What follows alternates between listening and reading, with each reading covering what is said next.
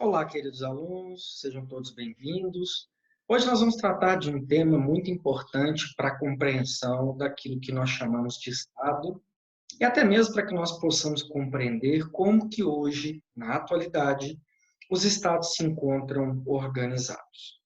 Quando nós fazemos, quando a gente faz um olhar histórico, nós vamos perceber que até o século XVIII, para o século XIX, na passagem do século XVIII para o século XIX, o mundo conhecia apenas uma única forma de organização do poder estatal. Quando a gente fala de forma de organização do poder estatal, nós temos que lembrar que nós chegamos à conclusão de que o Estado é formado basicamente por três elementos: o povo, o território e a soberania. Obviamente que o poder do Estado, para que ele possa se organizar e ser um poder eficiente, ele deverá ser organizado de tal modo que ele consiga atender às necessidades e consiga atender às peculiaridades do seu povo e de suas características territoriais. E assim o foi durante o curso da história. Nós vamos perceber que até 1787, que é quando surgiu os Estados Unidos da América, o mundo só conhecia uma única forma de organização do poder estatal. É a forma de organização e distribuição do poder do Estado em seu território. E essa forma era conhecida como chamado Estado unitário. Basicamente, o Estado unitário foi uma das primeiras formas adotadas pelos homens e pelas sociedades políticas organizadas para poder organizar o poder soberano do Estado em seu território. E, basicamente, ela é caracterizada, ela tem como características principais o fato de que o poder do Estado no Estado unitário, ele se encontra acentuadamente concentrado em um poder central. Então, o que nós vamos perceber é que até 1787, principais estados existentes no mundo, que eram justamente os estados europeus, eles eram caracterizados por serem monarquias, monarquias marcadas por um elevado grau de concentração do poder na mão dos monarcas, e via de regra este poder estava todo ele centralizado e concentrado em um poder central, geralmente ali na família real, geralmente ali naquele príncipe, naquele rei, naquele monarca. Essa forma de Estado unitário, que é caracterizada justamente por essa concentração de poder, ela persiste até hoje. Se nós fizermos aí uma análise aí sobre os principais países, sobre os principais estados europeus, muitos deles permanecem até hoje sendo estados unitários. Muitos deles são caracterizados, a partir de suas constituições, por estarem organizados em um Estado em que o poder se encontra concentrado nas mãos de um monarca ou nas mãos de um presidente.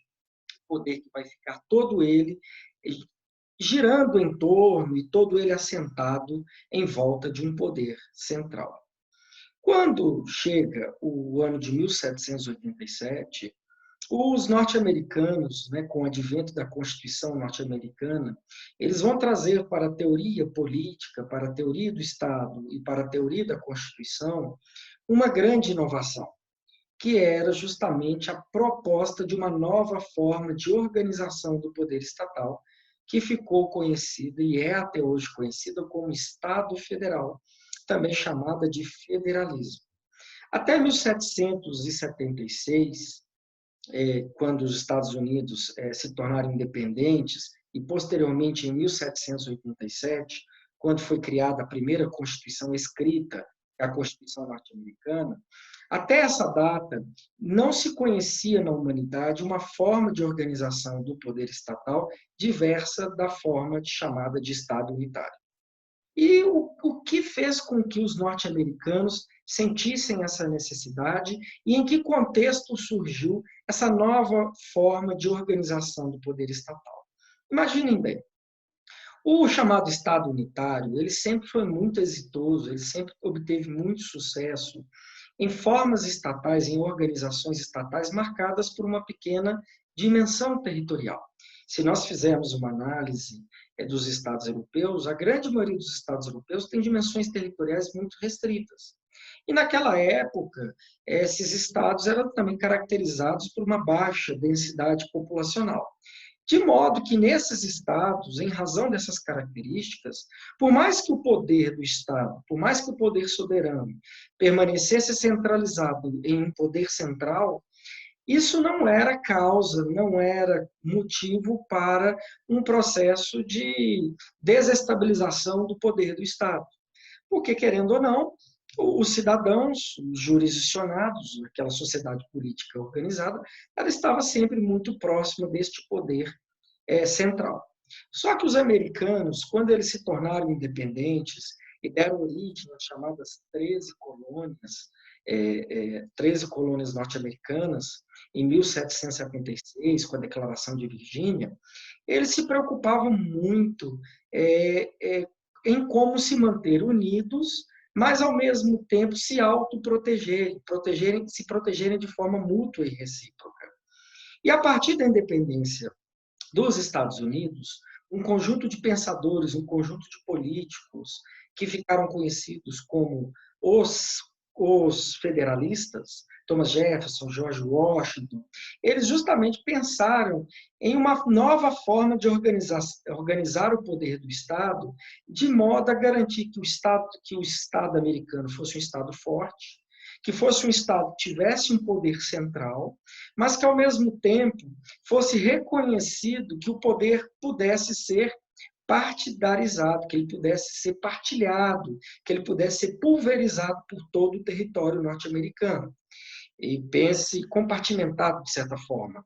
Pense para vocês verem, se nós fizermos uma análise do território norte-americano, nós vamos perceber que os Estados Unidos da América é um país de dimensões continentais e que tem uma densidade populacional muito elevada.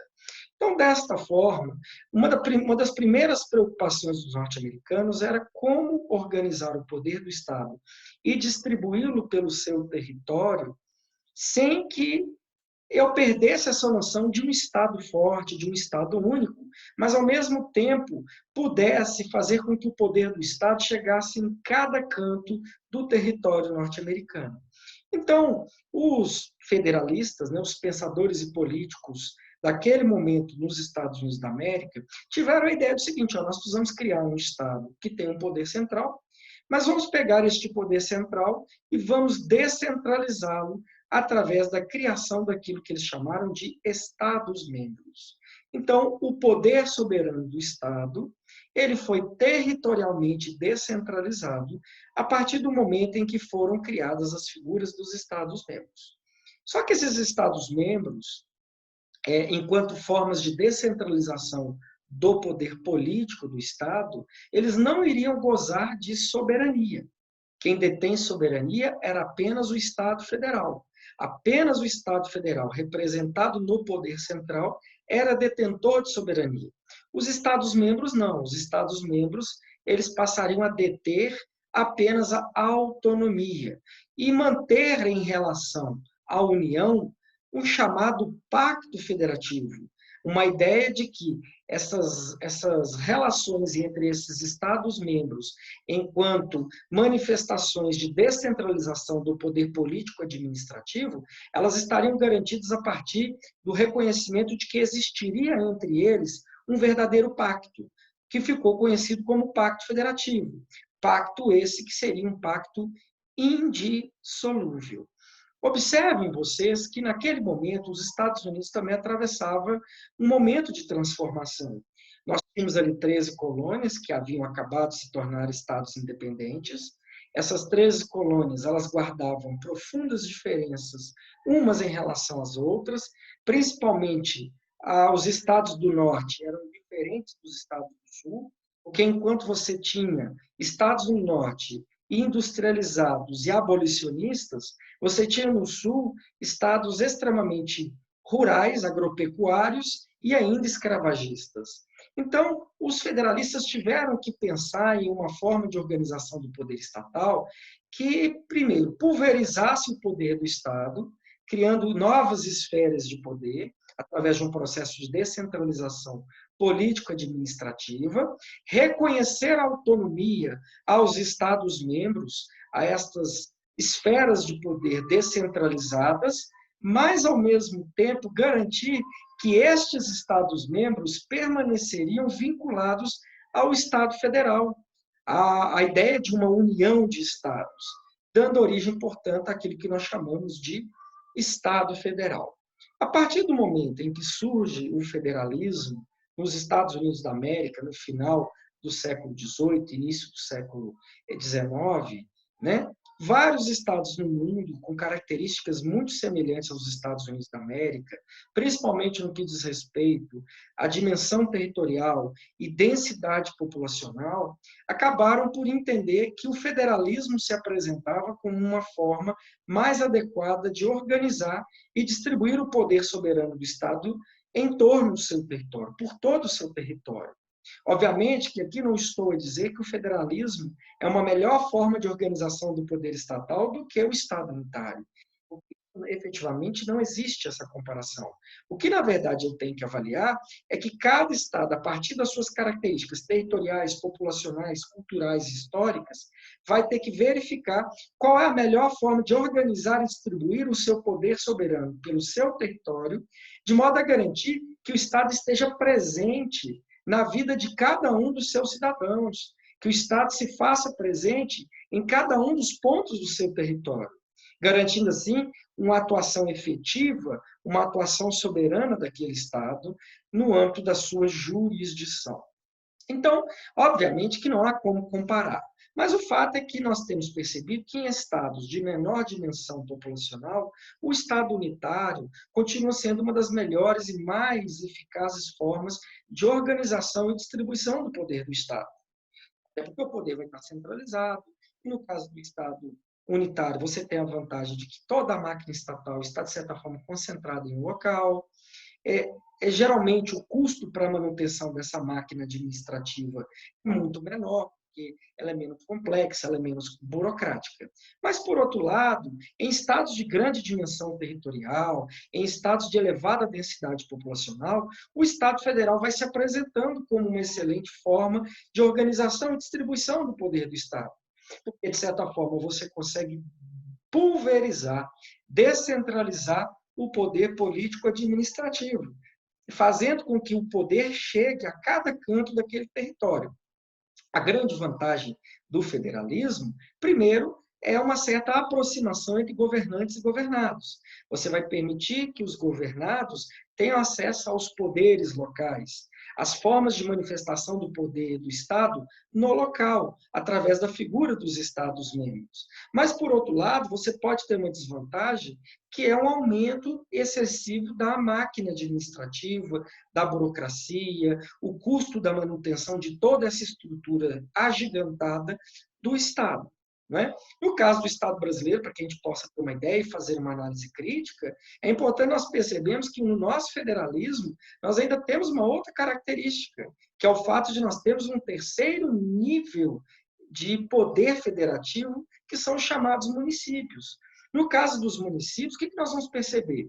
Hoje, grande parte da população brasileira faz interações e se relaciona e apresenta suas demandas muito mais perante os seus municípios, seus prefeitos e vereadores, do que efetivamente perante governadores e deputados estaduais, ou do que perante o presidente, deputados federais e senadores.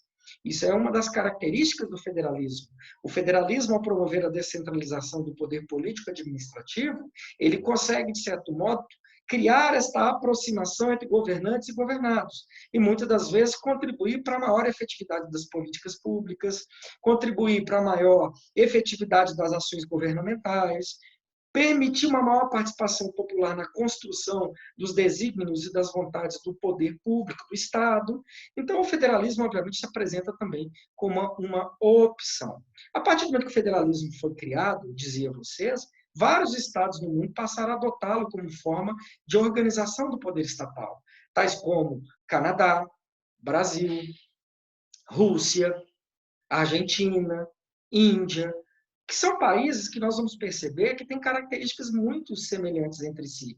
grandes dimensões territoriais, elevada densidade populacional, um certo grau de diferenças regionais que vão poder ser melhor tratadas e administradas diante do reconhecimento da autonomia federativa aos Estados-membros, que essa também é uma característica. Porque, veja bem, para os Estados Unidos, a adoção da forma federativa de Estado foi muito interessante, porque a partir do momento que eu tenho um poder central e eu descentralizo esse poder central, criando Estados-membros e dotando-os de poder e dando-lhes autonomia, eu permito que eles possam, através de suas leis, através de suas políticas públicas, através de suas ações governamentais, para que eles possam se amoldar mais perfeitamente às demandas daquela sua população, para que eles possam se adaptar melhor às características daquela localidade, daquele determinado povo que vive naquele estado. Então, essa também é uma das grandes vantagens da forma federativa de Estado em relação ao Estado unitário. Mas, volto a dizer, isso vai depender de cada forma de organização estatal.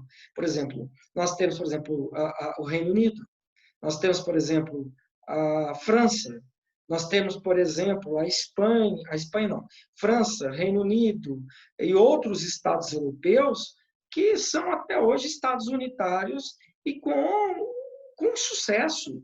O poder, mesmo sendo centralizado, o poder consegue chegar a cada um de seus cidadãos, as políticas públicas são efetivas, as ações governamentais se apresentam de forma efetiva, há uma relação entre governantes e governados, mesmo se mantendo sobre a forma de estados unitários. E não necessariamente o fato de eu ter adotado a forma federativa de Estado torna essa forma mais eficaz ou mais adequada. Porque, volto a dizer, isso vai depender do contexto histórico, cultural e político, e das características territoriais e populacionais daquele determinado povo.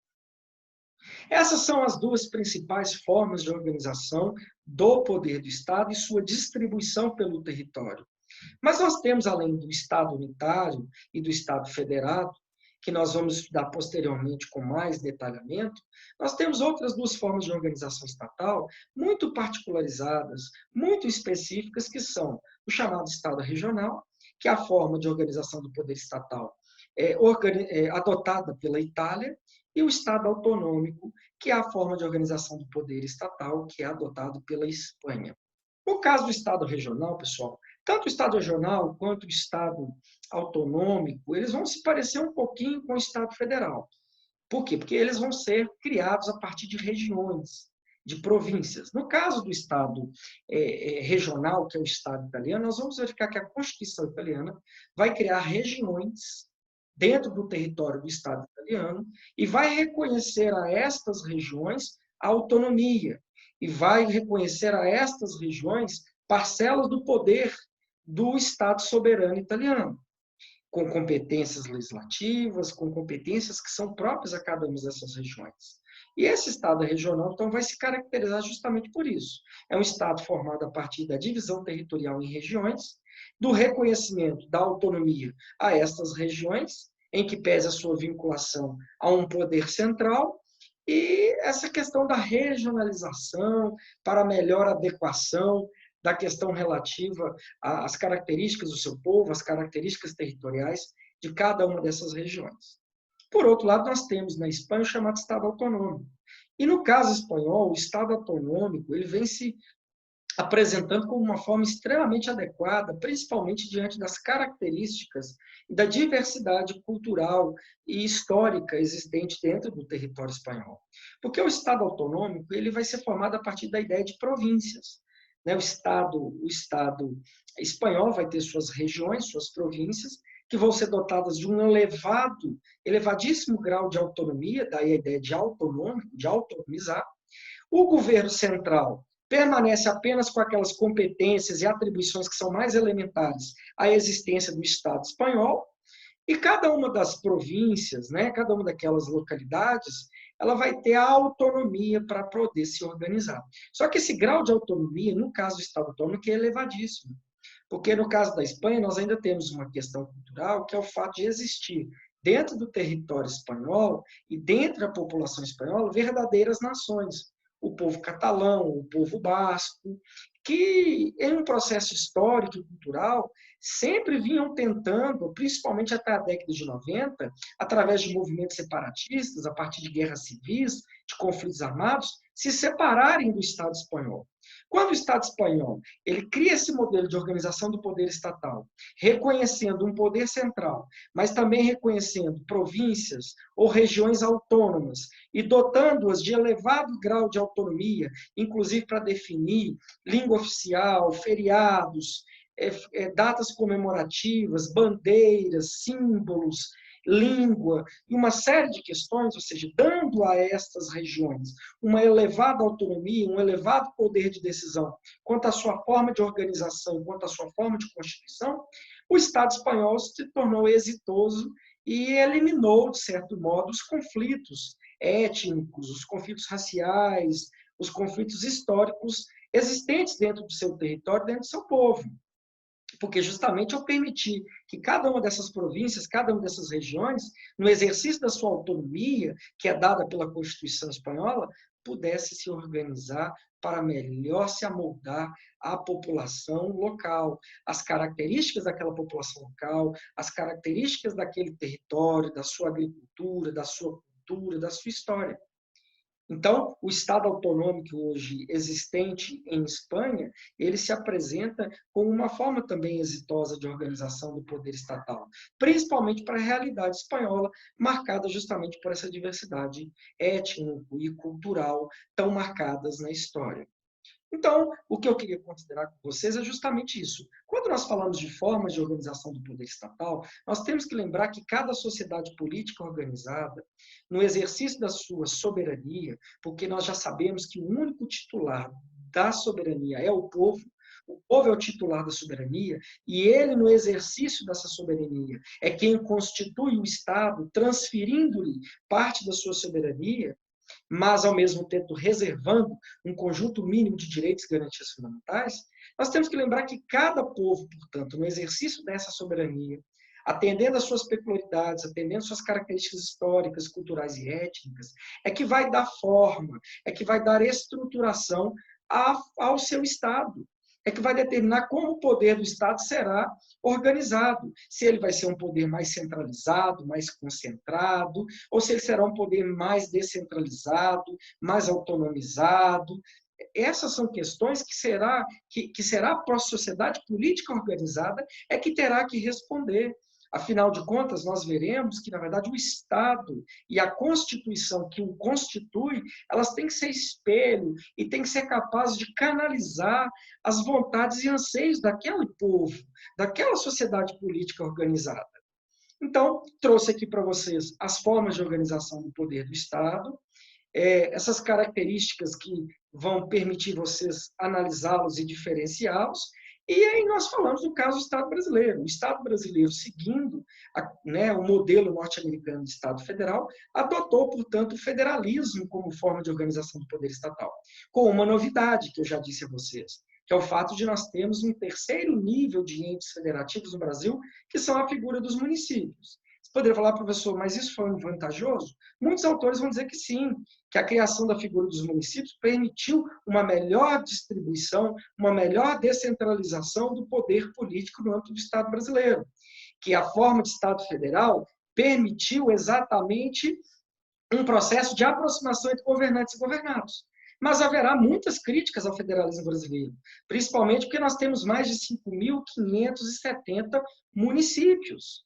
E isso demanda uma estrutura administrativa, isso tem custo para que o poder do Estado possa ser concretizado e possa chegar aonde ele deve chegar, que é justamente em seu povo, que deve ser objeto, que deve ser destinatário, na verdade, de políticas públicas, de ações governamentais, de medidas de proteção, efetivação e garantia de direitos fundamentais.